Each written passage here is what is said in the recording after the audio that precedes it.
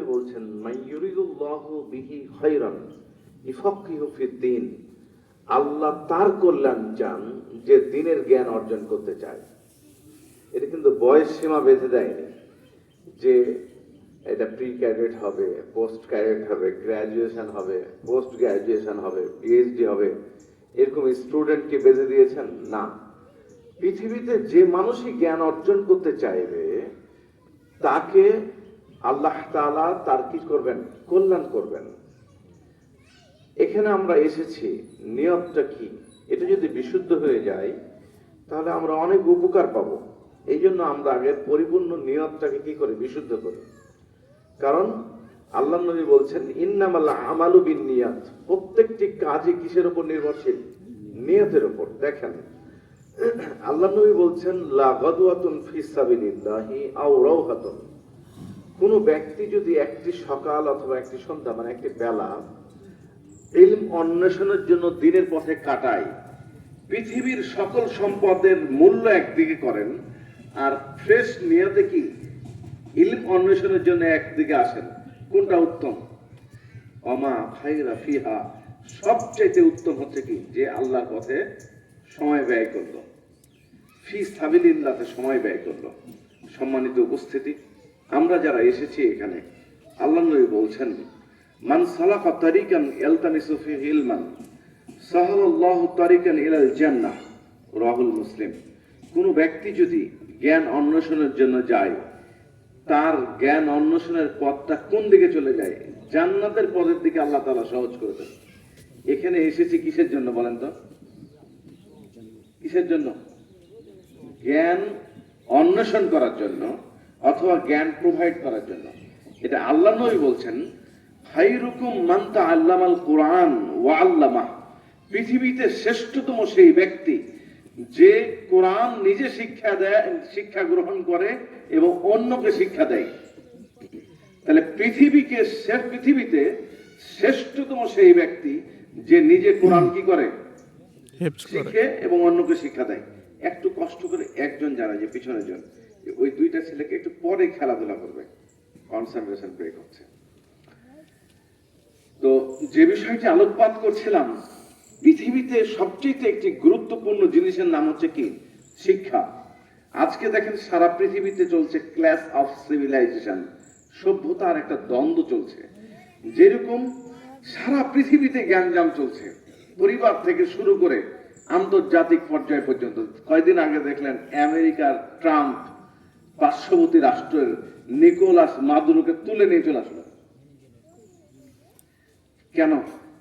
কারণ ও জানে যে কমিউনিজম বা সোশিয়ালিজমের পাওয়ার শেষ, ট্রেন এদের কাছ থেকে তুললে সমস্যা নাই, রাশিয়া আক্রমণ করতে পারবে না। এই যে ক্যাপিটালিজম এবং সোশিয়ালিজম, পুঁজিবাদী এবং সমাজতন্ত্রের বিশাল যে লড়াই গত শতাব্দীর, এখন কি যে বেশি শক্তিমান সে বেশি অপোনেন্টকে, যে দুর্বল তাকে আক্রমণের জন্য প্রস্তুত, বিচার বহির্ভূত হবে। কিন্তু আবার তারাই বলছে মানবতার কথা। তাদের হাতে আছে হিউম্যান রাইটস ওয়াচ, তাদের হাতে আছে অ্যামনেস্টি ইন্টারন্যাশনাল নামক আন্তর্জাতিক সংস্থা, যারা সনদ দেয় এটা মানবিক কাজ কি এটা অমানবিক কাজ।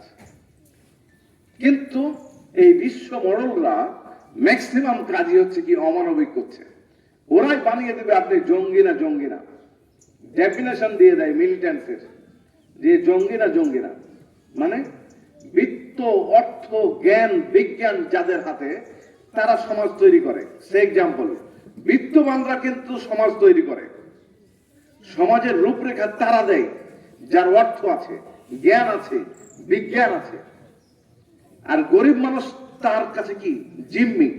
যেমন সারা পৃথিবীর এখন অর্থ আপনি যদি হিসাব করেন, ধরেন 2 কোটি টাকা, প্রথম থেকে 8 জনের টাকা 1 কোটি, আর বাকি পৃথিবীর মানুষের টাকা হচ্ছে 1 কোটি।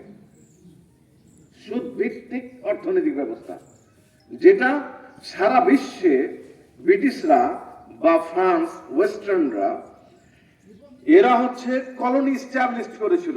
আমাদের যেরকম 1757 থেকে 1947, এই কলোনিয়াল সিস্টেমের মাধ্যম দিয়ে সরাসরি দখল করতো কারা? ব্রিটিশরা। কিন্তু তারা এখন দেখছে এই গত শতাব্দীতে এসে মাঝামাঝি সময়ে এইভাবে মানুষকে দখল করা যাবে না। ওরা ব্যাংক চালু করলো, ওয়ার্ল্ড ব্যাংক, বিটাস স্পোর্টস কনফারেন্সের নামে 1945-এ আমেরিকায় বসে এখানকার আপনার বাড়ির গরিব মেয়েটাও দেখবেন যে সুদ ভিত্তিক অর্থনীতির সাথে জড়িত। বুঝতে পারেন মনে হয় ওইখান থেকে 1945 সালে চার্টার্ড ওরা কি করলো, তৈরি করলো, আমার গ্রামের সবচেয়ে গরিব মহিলা যিনি আমার বাড়িতে কাজ করেন উনিও কিসের সাথে জড়িত, ওই নীতির সাথে জড়িত, সুদের সাথে জড়িত। তাহলে কি স্ট্র্যাটেজি, প্ল্যান, পরিকল্পনা যদি একটা জাতির না থাকে, ওই জাতিকে নিয়ে সবাই খেলতে সুবিধা হয়। যেই বাড়ির অভিভাবক নাই, ওই বাড়ির অভিভাবক সারা গ্রাম। এই জন্য মুসলিম আজকে বিধ্বস্ত, কারণ নেতৃত্ব শূন্য। আল্লাহ বলছেন ওয়াতাসিমু বিহাবলিল্লাহি জামিয়া, তোমরা আল্লাহর রজ্জুকে ও আঁকড়ে ধরো। আল জামাআতু রাহমা, জামাতবদ্ধভাবে জীবন যাপন করা হচ্ছে কি রহমত। কিন্তু ব্রিটিশরা বিভিন্ন দল উপদল আমাদের প্রথমে সৃষ্টি করলো। এখন দেখেন একটা যদি জামাতে আপনি থাকেন তাহলে মুসলিম থাকবেন, আর না থাকলে নাই। দেশে 25টা ইসলামিক দল আছে, 25টা। এ দলও বলছে যে আমার দলে থাকলে তুমি মুসলিম থাকলা, আর আরেক দলে বলছে আমার দলে না থাকলে মুসলিম থাকলে না। অথচ আল্লাহর নবী কি বলছেন দেখেন, আল্লাহ এদের জন্ম কখন? 1895 সালে, সরি 1885-তে কংগ্রেস হয়েছে, আপনারা সবাই জানেন না, এখন ওই দলটা ভারতে আছে।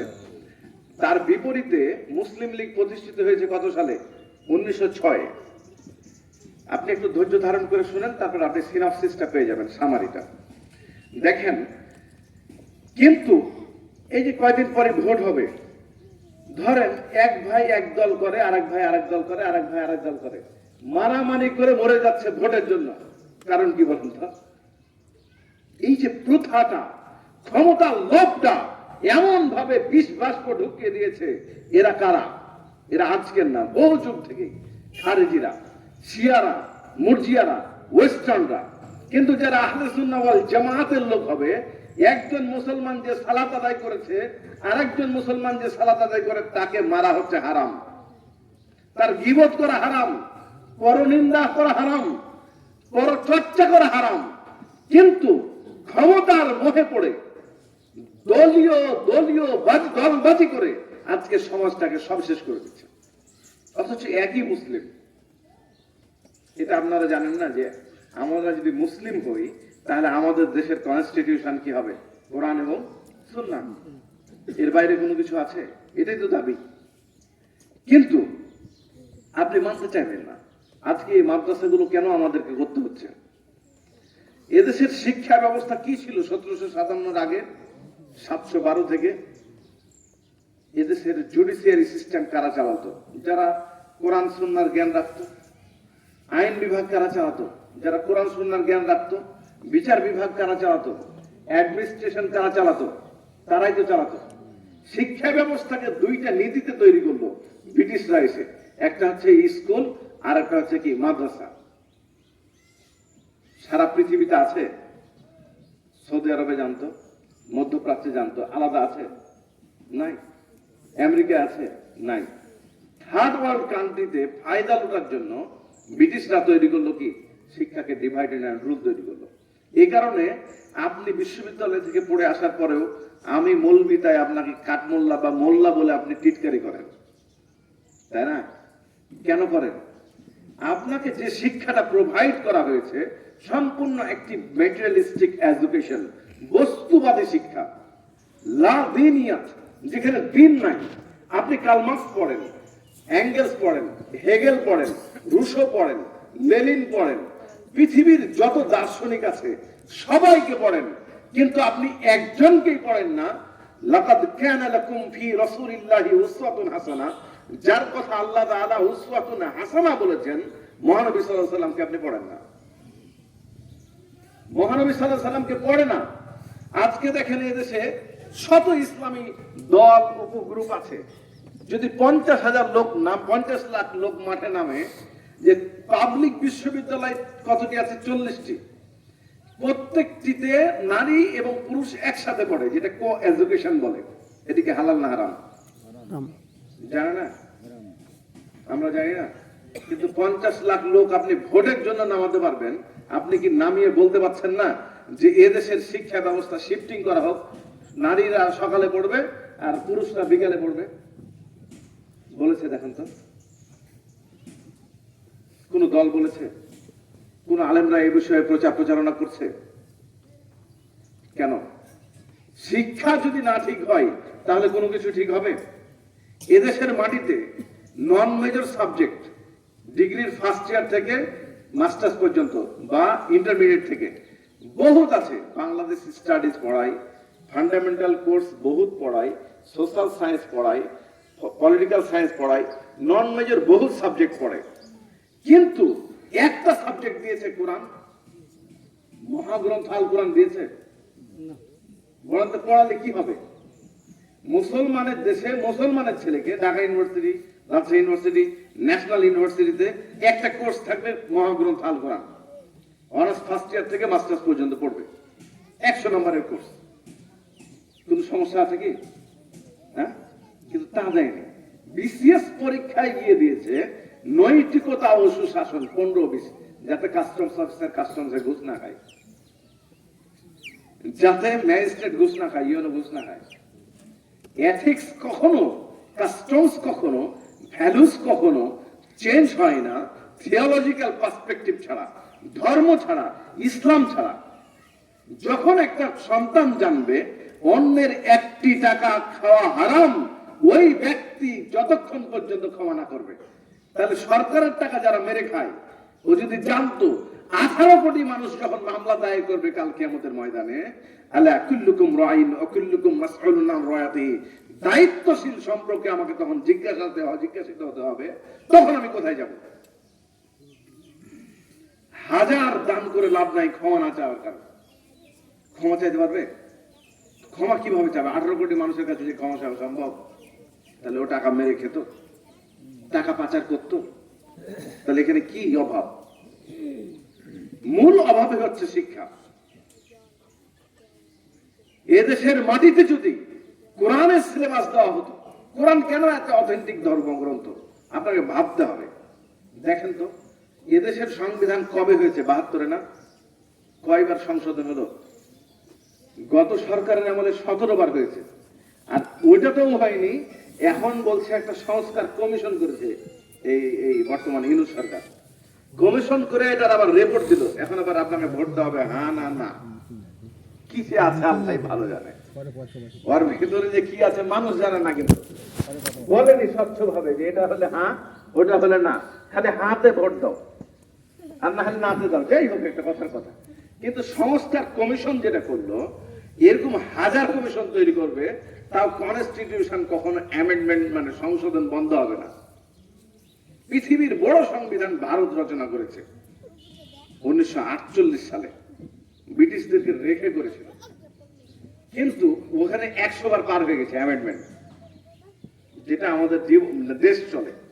কিন্তু আপনি একবার ভালো করে দেখেন তো, যে 1450 বছর আগে যে মহাগ্রন্থ আল কোরআন নাজিল হয়েছিল, এর একটি নোক্তা অথবা একটি হরফ আমেরিকায় একরকম, বাংলাদেশে আর একরকম। একদম দেখান তো কোন পরিবর্তন হয়েছে কি?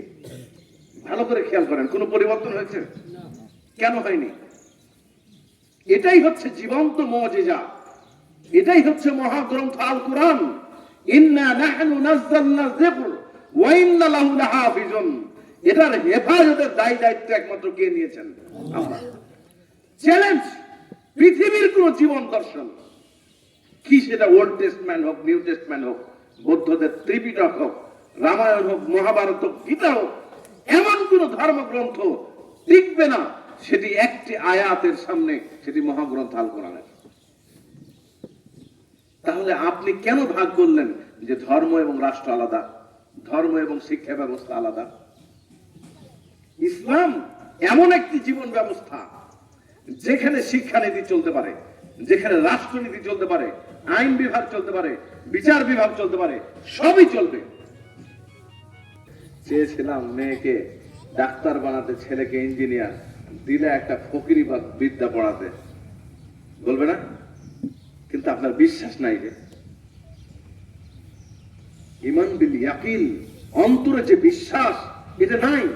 আপনি বিশ্বাসই করেন না যে মাদ্রাসায় পড়ে, কোরআন হাদিস পড়ে একটা স্টুডেন্ট সর্বোচ্চ জায়গায় যেতে পারে পৃথিবীর, এটা আপনার আমার বিশ্বাস নাই, আপনার বইয়ের নাই।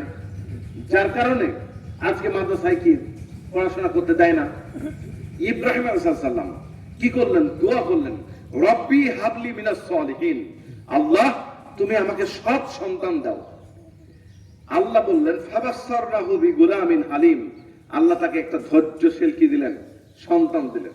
ইব্রাহিম পুত্র ইসমাইলকে জবেহ করতে যাচ্ছে, ক্বালা ইন্নী আরা ফিল মানাম আন্নী আযবাহু, হে আমার প্রিয় বৎস, কেবল বড় হয়েছে, আমি তোমাকে তো স্বপ্ন দেখেছি জবাই করছি।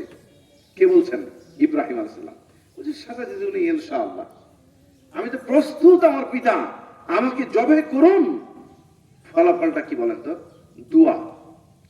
বাচ্চা হয়েছে, বাচ্চা পেটে এসেছে, বাচ্চা আসবে, দোয়া হবে রব্বি হাবলি মিনাস সালিহিন, আল্লাহ সৎ সন্তান করো।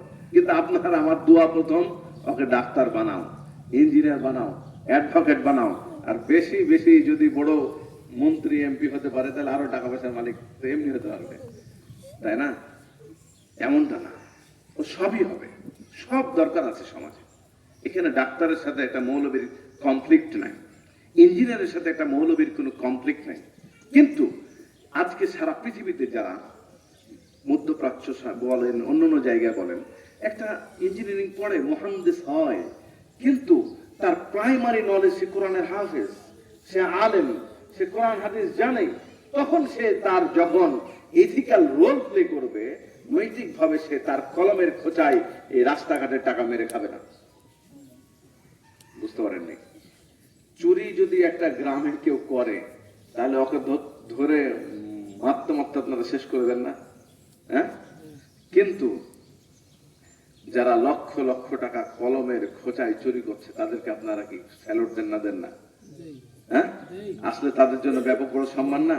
অথচ আল্লাহ বললেন আস-সারিকু আস-সারিকাত ফাকাতু আইদাহুমা, চোর মহিলা হোক অথবা পুরুষ হোক, তার বিধান কি করা?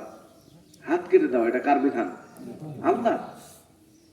তো এখন আমি ধরেন এখানে আসলাম, একটা চুরি হলো, বললো একটা মৌলভী সাহেব আসছে, বিধানটা পালন করুক, হাত কেটে দিলাম, আমি এখানে থাকবো না, নবাবগঞ্জ জেলে থাকবো বলেন? হ্যাঁ, ক্রিমিনাল অফেন্সের বিচার করবে কে? রাষ্ট্র। রাষ্ট্রের কাছে দাবি জানাতে হবে যে এখানে ইসলামিক ল কি করা হোক, ইস্টাবলিশড করা হোক, যাতে করে চুরির বিধান হবে কি? হাত কাটা। জেনা, বিবাহিত পুরুষের বিধান হবে কি? রজম করে মেরে ফেলা। এটা কার বিধান? আল্লাহ। সম্মানিত উপস্থিতি, যে বিষয়ে আলোকপাতটা করছিলাম, সারা পৃথিবীতে এখন চলছে ক্লাস অফ সিভিলাইজেশন। ইহুদিরা মুসলমানদের শত্রু, খ্রিস্টানরা মুসলমানের শত্রু, হিন্দুরা মুসলমানদের শত্রু হয়ে গেছে। তারপর পুঁজিবাদীরা মুসলমানদের শত্রু, সমাজবাদীরা মুসলমানদের শত্রু। কারণটা কি? কারণটা কি?